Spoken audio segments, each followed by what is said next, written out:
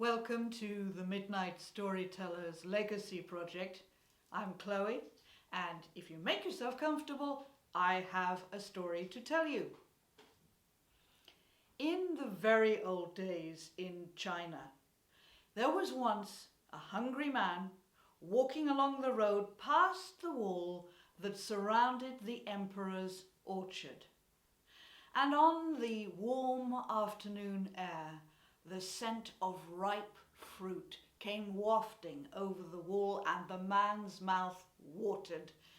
Before he could think what he was doing, he'd climbed the wall, dropped down into the orchard, and in front of him was a pear tree laden with perfectly ripe, luscious-looking pears. He picked one and the juice dribbled down his chin. It was so good, and he was reaching out for the next one when he realized he was no longer alone. Guards surrounded him with bright spear points.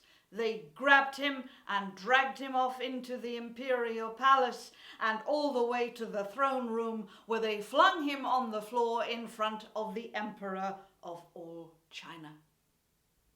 The emperor was told what the prisoner had done. The emperor sat back, and behind his little bamboo curtain across his face that was supposed to protect him from the common polluting gaze, the emperor considered, and his long fingernails wavered.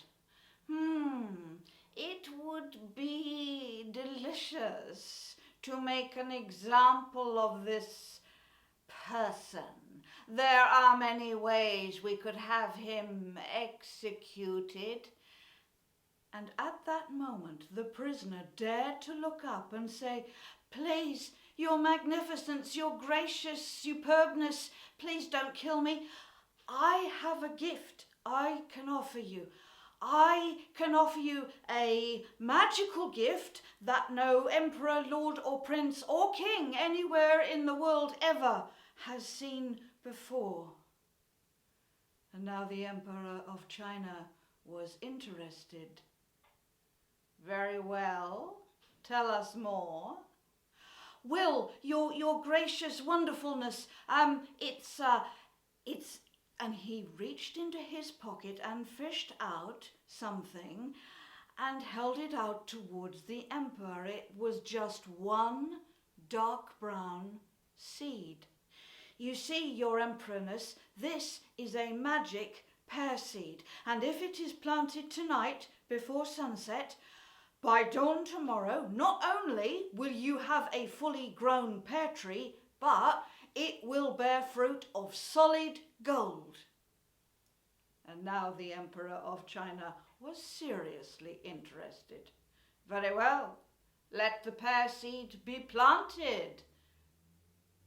But the prisoner was shaking his head.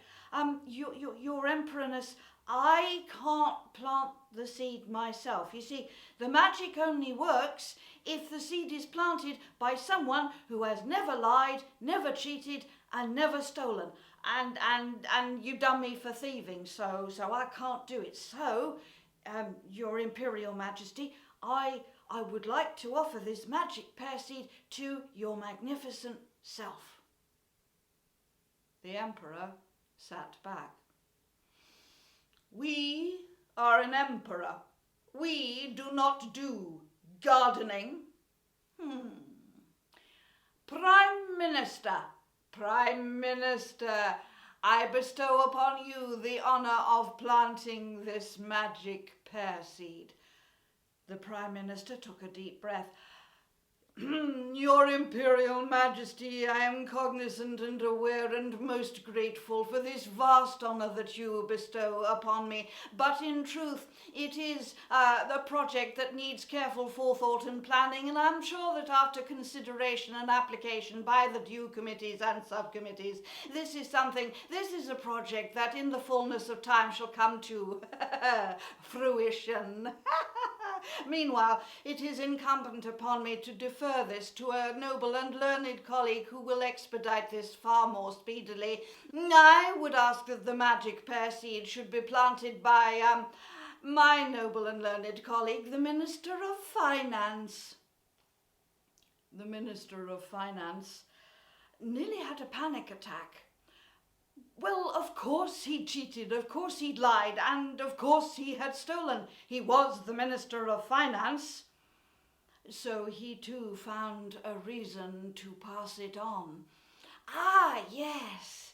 I would dearly welcome the opportunity to carry out such an honourable and fulfilling task.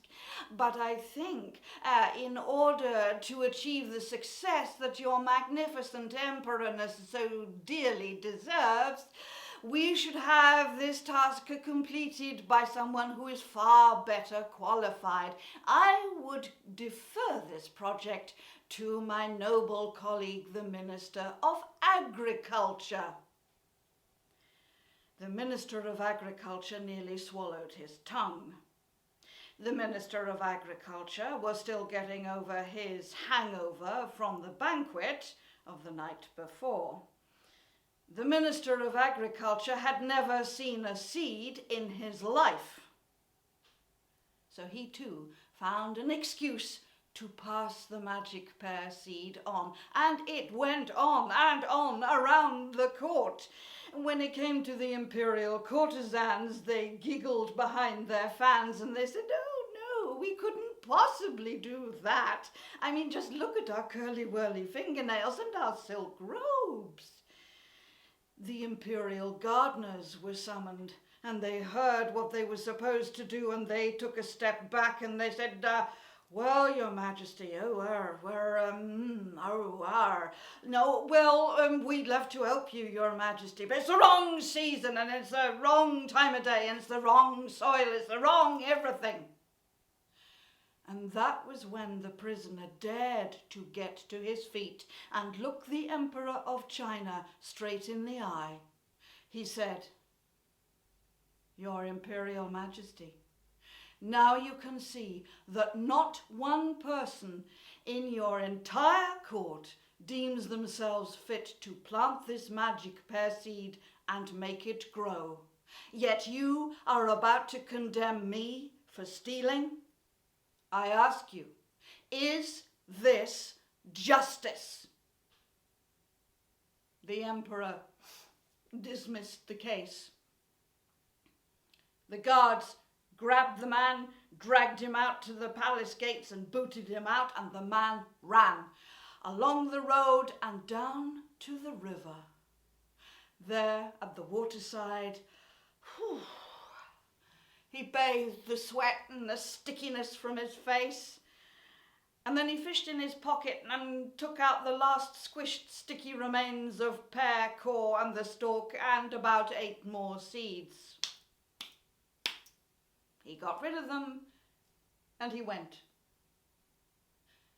But those 8 pear seeds fell into fertile soil there at the water's edge, and after a time they germinated. And after more time, there was a little grove of pear trees there beside the river. And you know what? Not one of those pear trees bore fruit of solid gold.